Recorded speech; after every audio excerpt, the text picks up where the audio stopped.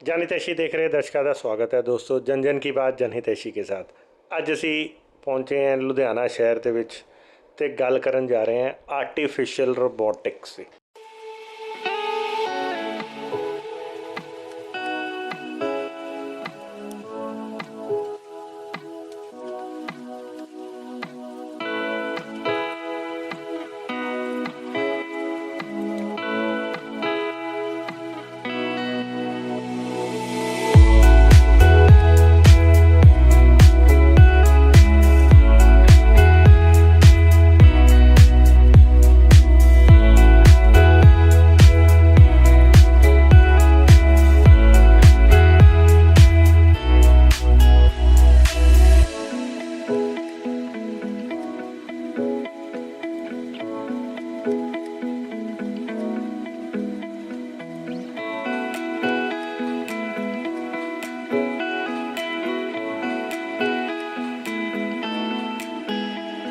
जी हाँ, artificial robotics की ਇਹਦੀ ਗੱਲ ਕਰਨੀ ਅੱਜ ਦੇ ਟਾਈਮ 'ਚ ਬਹੁਤ ਜ਼ਰੂਰੀ ਹੋ ਗਈ ਹੈ।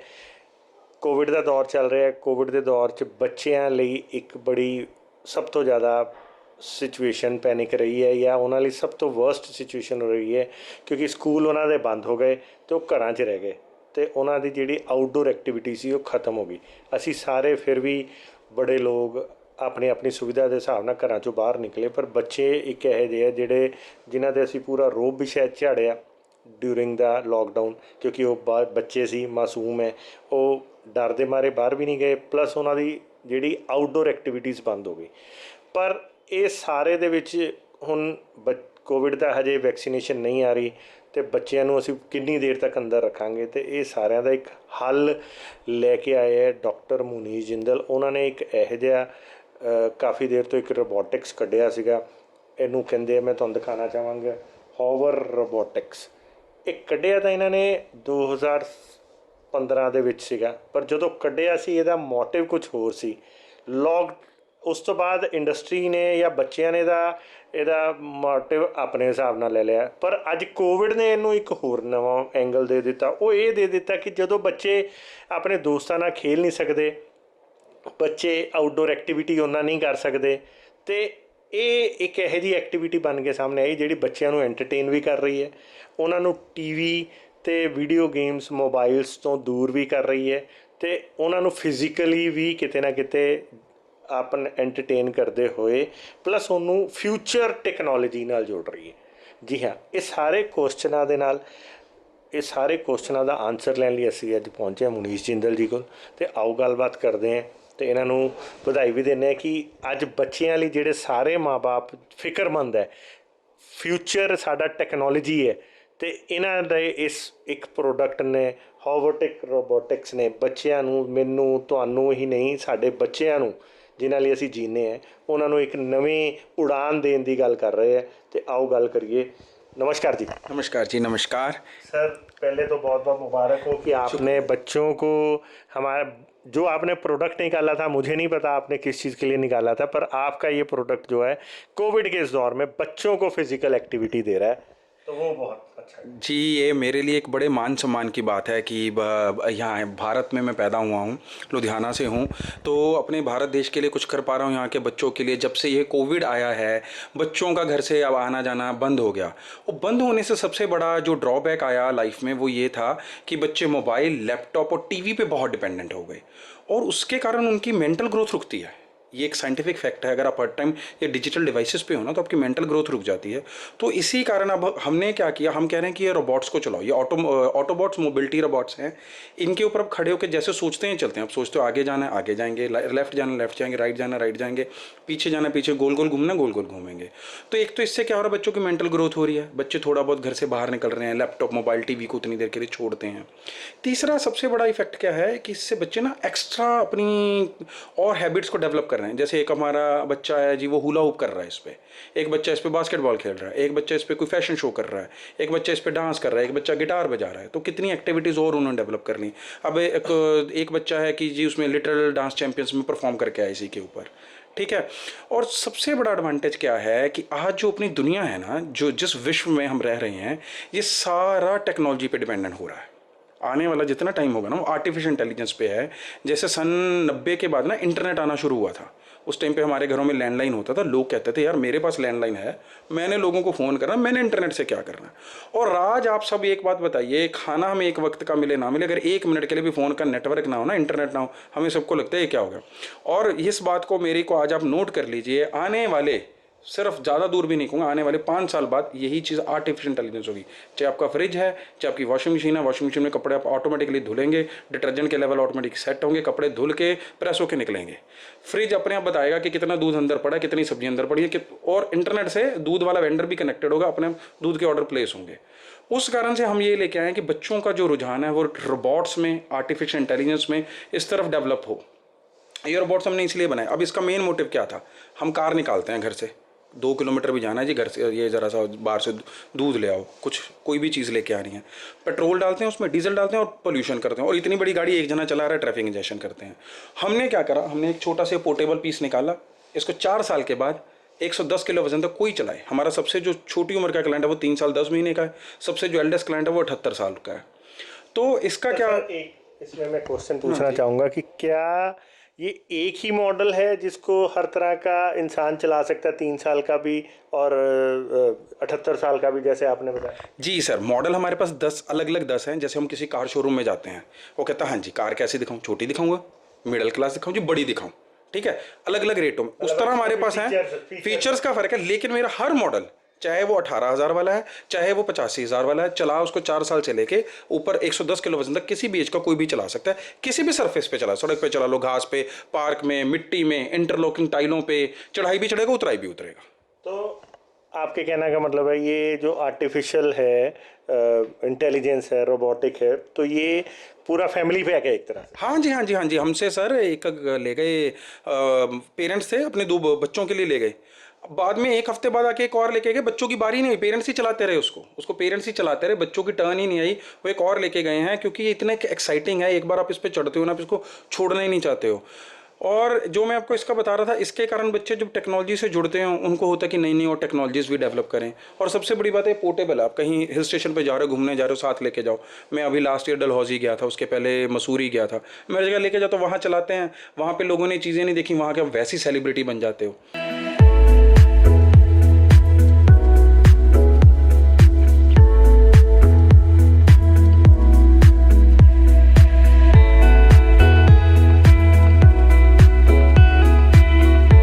अपने आप में एक मज़े का मज़ा है। और फिर जब मैं आपको एक चीज़ बता रहा था, ये बिजली से चलता है, बैटरी इनबिल्ट है, चार्जर आता है, चार्ज करो चला लो, जीरो खर्चा है इसका, जीरो मेंटेनेंस, कोई सर्विसिंग नहीं है।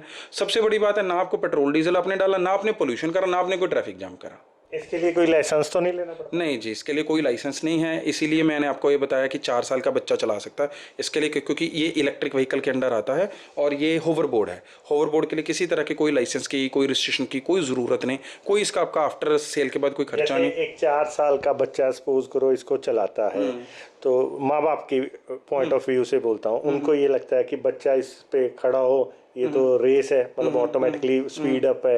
एक तो इसकी स्पीड कितनी है, कितनी स्पीड से भाग सकता है, दूसरा बच्चा इसको लेके सड़क पे चला गया तो एक्सीडेंट होने का डर रहेगा। हाँ जी, अब हम एक काम करते हैं, हम बच्चे को साइकिल देते हैं, जितना हम बच्चे को, छोटा बच्चा होता है हम उसको वॉकर भी देते हैं, उसके बाद थोड़ा बच्चा बड़ा ट्राईसाइकिल भी देते हैं, फिर बाईसाइकिल भी देते हैं, फिर उसके बाद और बड़ा तो स्कूटी मोटरसाइकिल भी लेके, फिर कार भी लेके देते हैं। तो ये वही चीज़ है सर, देखो इसको आप उस मेंटालिटी से लेके चलोगे, अपने बच्चे को लेके दिया, कंट्रोल बच्चे के पास है, आप इसको 1 की स्पीड पे भी चला सकते हो, 22 की स्पीड पे भी चला सकते हो, वो आपके ऊपर है, वो भी बच्चे के ऊपर है। रोकना बच्चा ये रुकेगा भी, सारा मैकेनिज्म है इसमें।